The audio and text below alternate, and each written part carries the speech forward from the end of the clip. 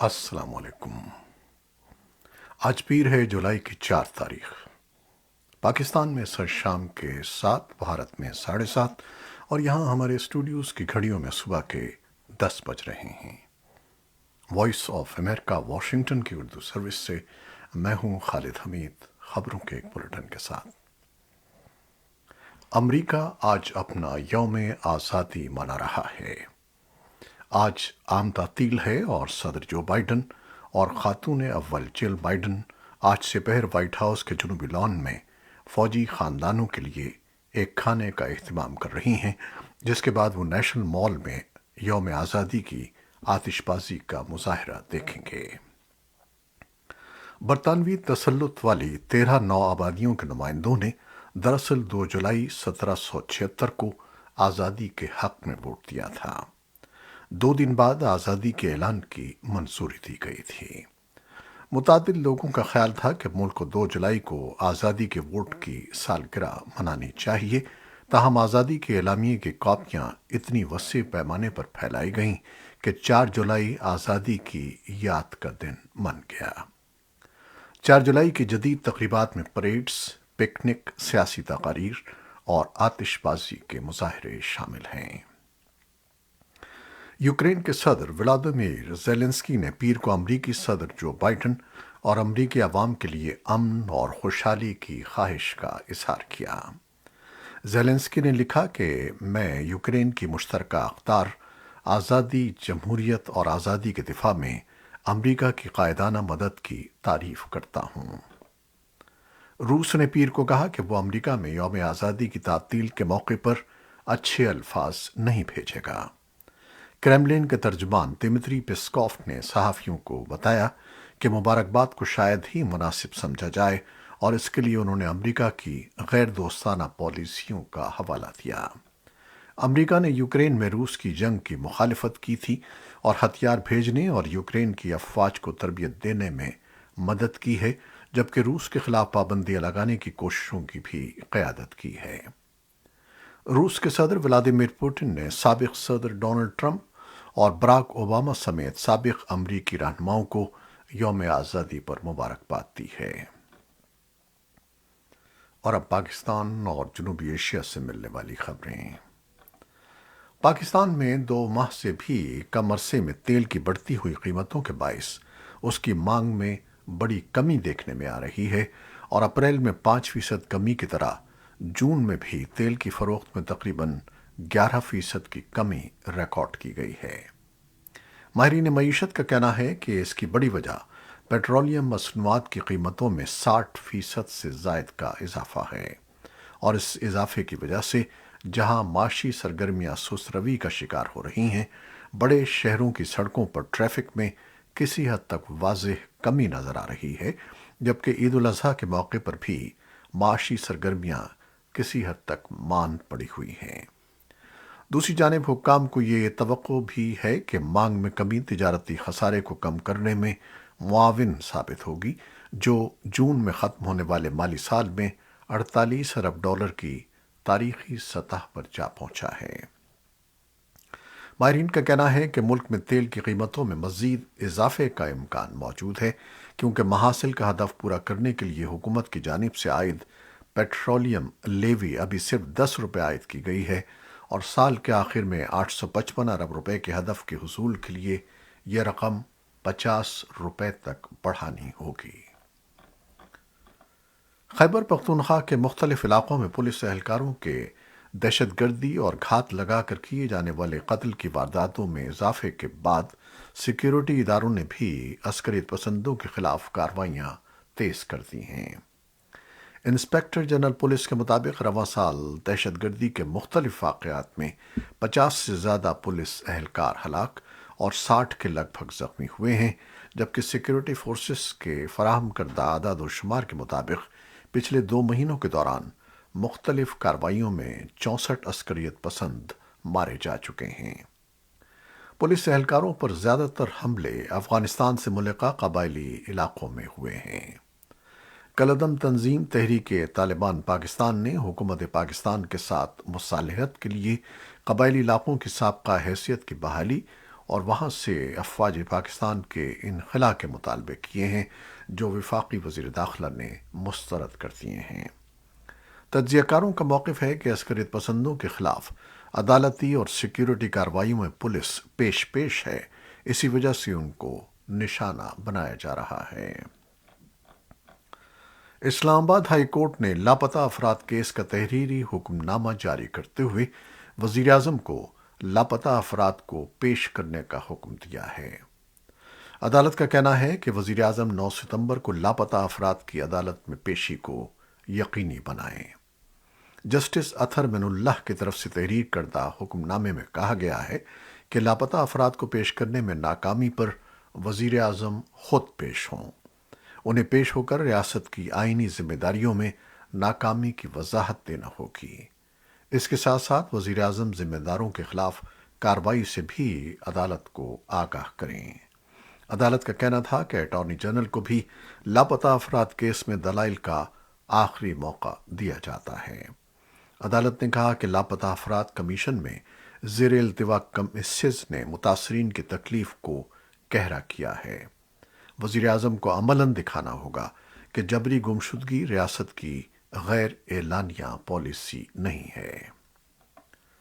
بھارت میں حکام کا کہنا ہے کہ بھارت کے ہماچل پردیش کے کولو ضلع میں ایک بس حادثے میں کم از کم 16 مسافر ہلاک ہو گئے ہیں، جن میں اسکول کے بچے بھی شامل ہیں۔ حکام کا کہنا ہے کہ بس کھائی میں گر گئی تھی۔ ایمرجنسی ورکرز جائے وقوع پر پہنچ گئے ہیں اور زخمیوں کو قریبی ہسپتال منتقل کیا جا رہا ہے۔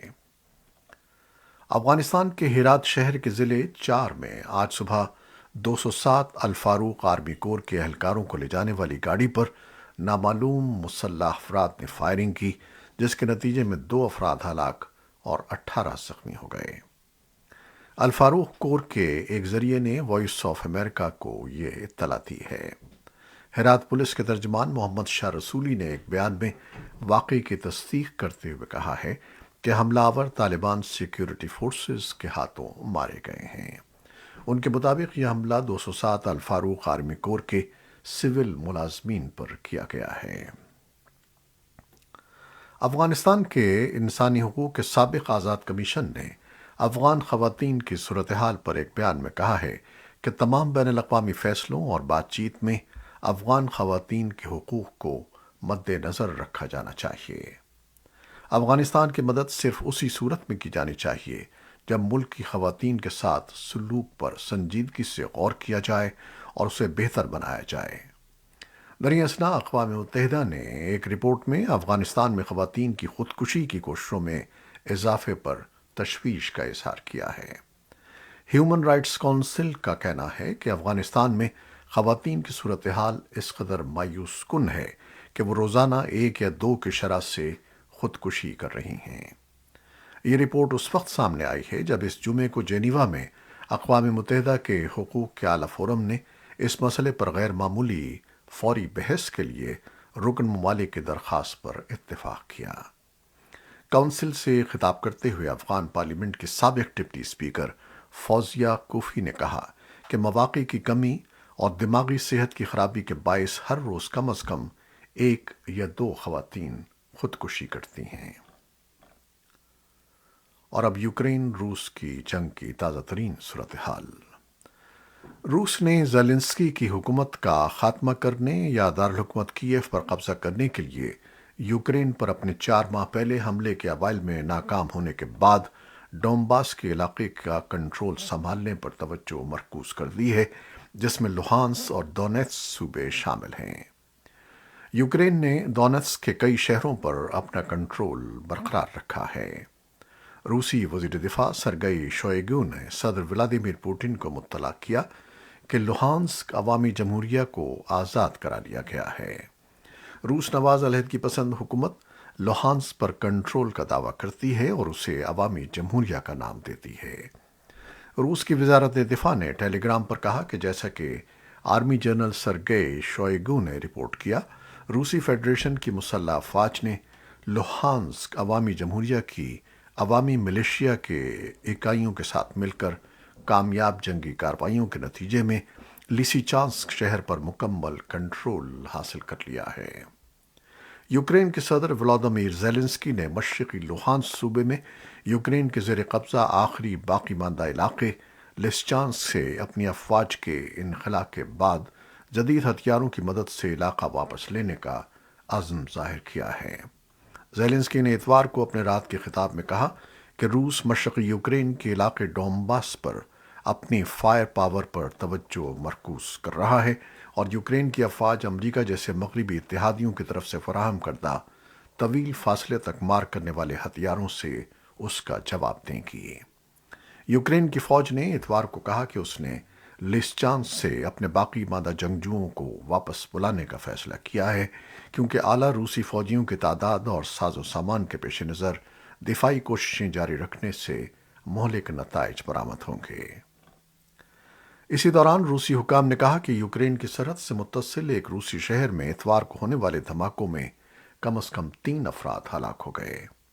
बेलगोराड में होने वाले धमाकों में दर्जनों रिहायशी इमारतों को नुकसान पहुंचा। रूसी कानून साज आंद्रे क्लिशास ने फौजी रद्द अमल का मुतालबा किया है। क्लिशास ने टेलीग्राम पर पोस्ट किया कि शहरियों की हलाकत और बेलगोराड में शहरी बुनियादी ढांचे की तबाही यूक्रेन की जानिब से बराह रास्त जारहियत है। स्विट्जरलैंड पीर और मंगल को एक कॉन्फ्रेंस की मेज़बानी कर रहा है जिसमें इस बात पर तवज्जो मरकूज की जा रही है कि यूक्रेन की तामीरी नौ के लिए क्या इक़दामात उठाना होंगे। लुगानो में होने वाले इजलास में दर्जनों ममालिक के साथ साथ बैनुल अक़वामी तंजीमों और निजी शोबों के रहनुमाओं को इकट्ठा किया गया है। एक रूसी सिफारतकार का कहना है कि 2 हवाई जहाज़ों में रूसी सिफारती अमले और उनके अहल खाना के दर्जनों अफराद बल्गारिया के लिए रवाना हो गए हैं, जो बड़े पैमाने पर बेदखली है जिसने तारीखी तौर पर करीबी दोनों ममालिक के दरमियान ताल्लुकात को ख़राब कर दिया है। उज़्बेकिस्तान में हुक्काम ने कहा है कि खुद मुख्तार सूबे कराकुल पाकिस्तान में बदअमनी के दौरान 18 अफराद हलाक और 243 जख्मी हो गए। बदअमनी की सूरत हाल गुज़श्ता हफ्ते सूबे की खुद मुख्तारी को कम करने के मंसूबे पर शुरू हुई थी। लीबिया के दारहुकूमत तराबलस और कई दूसरे शहरों में मुजाहिरीन हफ्ते के रोज एक बार फिर सड़कों पर निकल आए, सड़कें ब्लॉक कर दी और टायरों को आग लगा दी। मुजाहिरीन कई महीनों से सड़कों पर हैं और पार्लियामेंट की तहलील और नए इंतखाबात का मुतालबा कर रहे हैं क्योंकि तेल की दौलत से मालामाल मुल्क में बरसों के इंतशार और तकसीम के बाद लीबिया की मईशत ख़राब हो रही है। अक़वाम मुत्तहिदा के सालिसी में जेनीवा में नए इंतखाबात के लिए मुमकिना आईनी ढांचे में जुमेरात को होने वाली बातचीत नाकाम होने के बाद इख्तिताम हफ्ता ये मुजाहरे हुए हैं। ये थी वो खबरें जो फेसबुक लाइव पर हमने आपके लिए पेश की। हमारी वेबसाइट, यूट्यूब और पॉडकास्ट पर यह बुलेटिन आपके लिए पोस्ट कर दिया जाता है। आप हमारे बुलेटिन को शेयर करते हैं और अपने कमेंट्स में अपनी मोहब्बतों का इजहार करते हैं, जिसके लिए हम आपके बेहद ममनून हैं। अपनी इन मोहब्बतों और दुआओं को जारी रखिएगा। खालिद हमीद को भी इजाज़त दीजिएगा। अल्लाह हाफ़िज़।